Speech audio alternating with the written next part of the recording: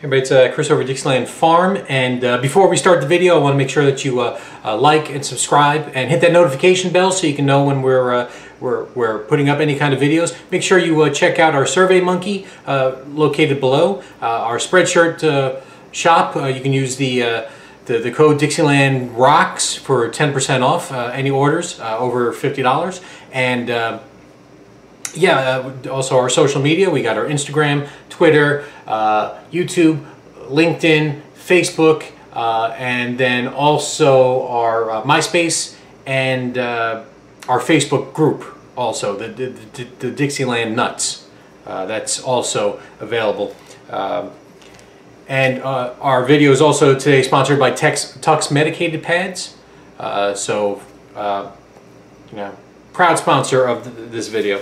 So today I'm going to be talking about my Moody Blues collection here, and the Moody Blues, I'm going to be honest with you, there are 2 albums I listen to, and occasional 2 other ones, and I don't know much about the Moody Blues. I could go on Wikipedia and just get a whole bunch of information and just regurgitate the facts, but I figure that's no fun. So in this video, what I'm going to do is I'm going to make up a lot of facts and just lie to you about the Moody Blues. So let's get started. So Sir Reginald Moody, born in 1924 in Birmingham, England. He fought in the war, and then he started a skiffle band with a bunch of his war buddies, and they were very popular at the time.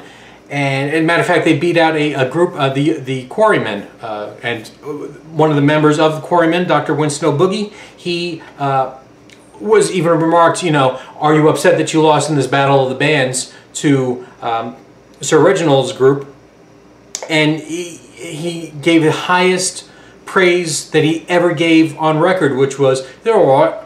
So I think that'll tell you how good they were respected in the Birmingham area. And that band was Sir Reginald Moody's Lonely Hearts Skiffle Band. I'll just let you fill in the rest there. But Sir Reginald died, and the band was quite blue about this, and they changed their name to the Moody Blues. And by this time, skiffle had grown out of fashion, and they just became a straight old British rhythm and blues band. And Denny Lane joined the band, and they put out this typical British blues thing with Go Now. This is the American version, and in England it's known as Magnificent Moody's. I don't know on the Magnificent Moody's if it's got the single Go Now, because the British didn't put the hit singles on the record. They felt like that was ripping you off. You already bought the single, and then you're paying for it again, opposed to the American way of thinking, which was, why would I buy the record? It doesn't even have the single on it. Which way you are on the fence probably is tells you a lot about where you actually came from.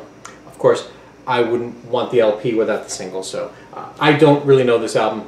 I've never really listened to it. I paid, all these albums I paid, I think under $5. Some of them I paid 50 cents for, or $1 or $2 max. I don't really know this album. I do know this album though, Days of Future Past by the Moody Blues.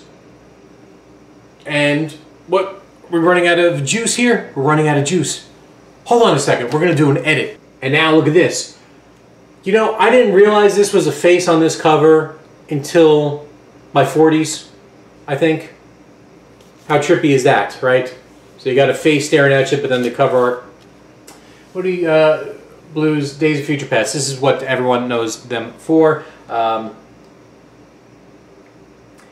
It's a concept album about the passing of time, all told through the story of one day and how the day kind of... The thing about the Moody's are, while they were a blues-based band at first, they became a psychedelic-ish pop band. Psych pop, they don't fall into what normally would be a psych pop sound. Progressive rock, they don't fall into a progressive rock sound, and I think this is why they just are not beloved by core groups. Everyone kind of knows the Moodies, but in record collecting circles, but they're not adored, I think, as well as they need to be.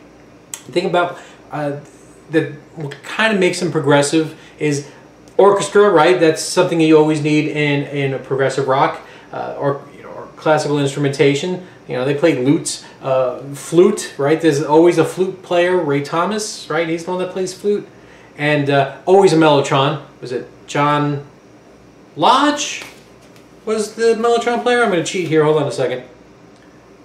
No, Mike Pinder was the mellotron player. And one of the greatest mellotron players of all time. Better than even in King Crimson with Fripp.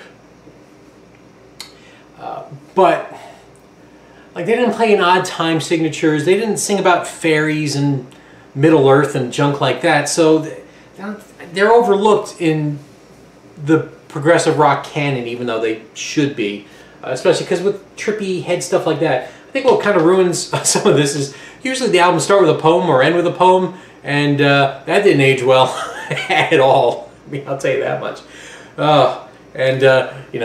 Even putting the poem on the record blew my mind when someone called this Durham Records. I always thought it was Durham. Now I am confused. What is the correct pronunciation? Is it Durham or Durham? I know it's Reprise. I've told you all. Reprise Records, not Reprise. Reprise. And also, a lot of people have problems with chrysalis.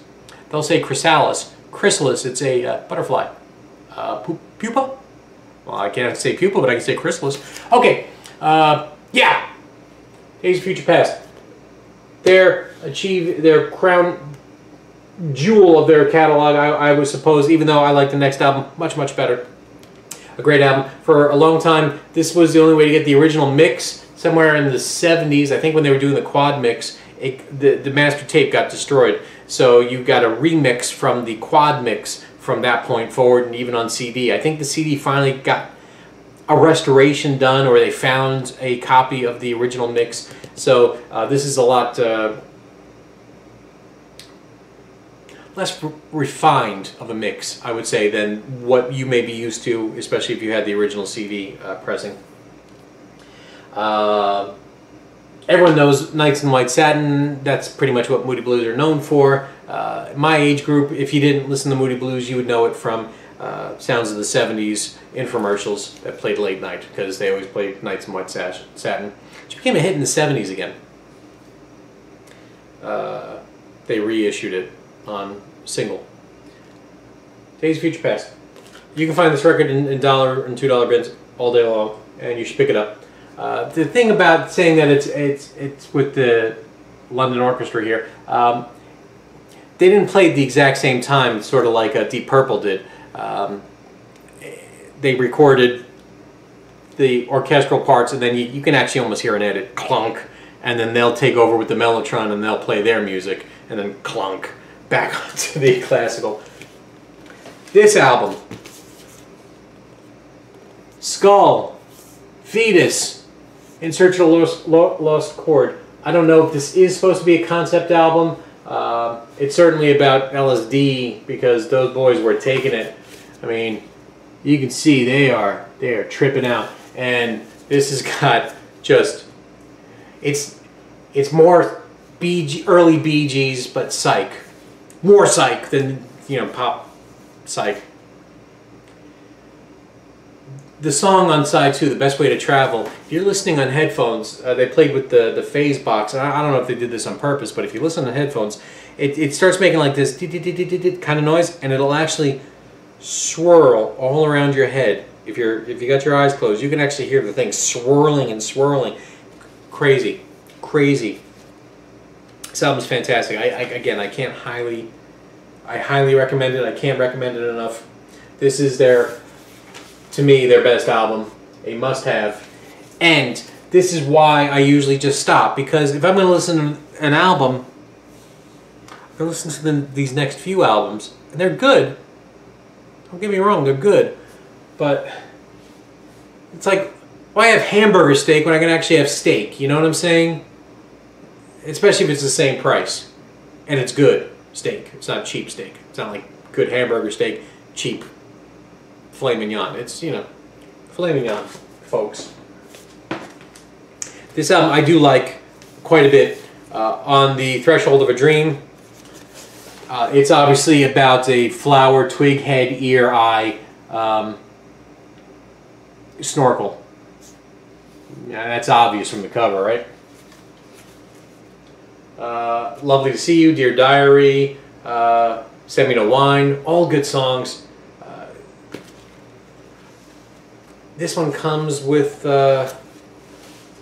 nothing? No, it comes with a book of the lyrics in that nice fancy script that I can't read because I'm not from the 1800s.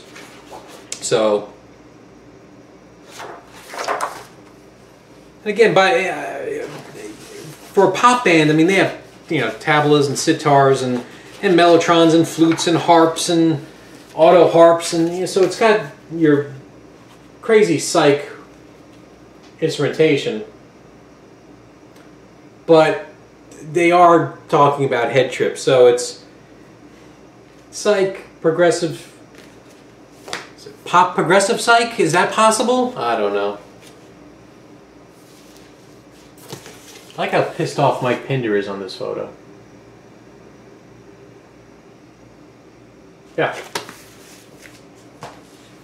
On to the next album, Moody Blues, To Our Children's Children's Children. It's a good album. Eyes of a Child, yeah, that's a good song. Never Thought I'd Live to Be 100. But again, I'm just naming titles now. If I recall, the concept is all of history is in you, in your DNA and in your brain. And the concept art's kind of, you know, going through the history, so you know everything that's ever occurred because you are all part of the chain of life.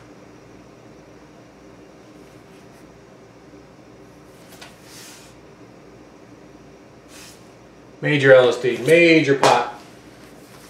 Question of balance. This is a cool gatefold on Threshold. Their sort of label. Oh, it's got some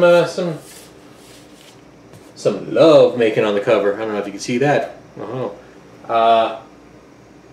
Question is a song that opens the album. It's great rocker, even though it's acoustic guitar. Again, this is just a good album. I do listen to it. Can't tell you much about it. I don't know what's going on. I've tried with this album. People tell me I'm wrong. Every good boy deserves favor. I don't know. The Story in Your Eyes. Yeah, that's a good song. But nothing else really grabs me. Maybe it's because the cover's sad. It's like a wizard holding with a kid, but then there's a teddy bear. I don't know what the hell's going on in this thing. I don't know what the hell's going on. Anything special inside? Ah, nice inner. It's got a library smell to it. How often have you played it, Chris? Never. And apparently I have a white label promo. So, I have a white label promo of something I've never played. I have the CD, that's why. Should probably clean it up and play this. Maybe this will grab me. I don't know. I don't know what to say. No stamp, so it could have been a Frankenstein cover, but I don't think so. I think they just didn't make a big deal of it. And then there's Seventh Sojourn, which I've tried with that album, and I don't like that album at all. And that's also a trippy cover. If you look at it, there's a bunch of faces and stuff hidden in the cover. But yeah, I've got it on CD. I never listened to it. And then we go all the way up to the 80s here. Long Distance Voyager. People will tell you, oh, this is a good album. It's not. It's not a good album.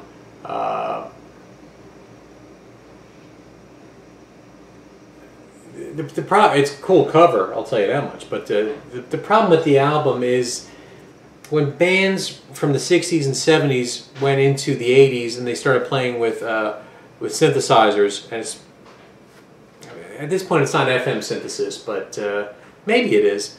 But they start getting those 80s synth sounds. It just doesn't work. The bands that started in the 80s, they didn't have it. They weren't emulating anything, so that works. But earlier people going into the 80s, it just didn't work. Like ELO, when they had synths in the beginning, analog synths, but when they moved to that FM synth sound, it just sounded terrible. So, again, I've tried with this album several times. I don't get it.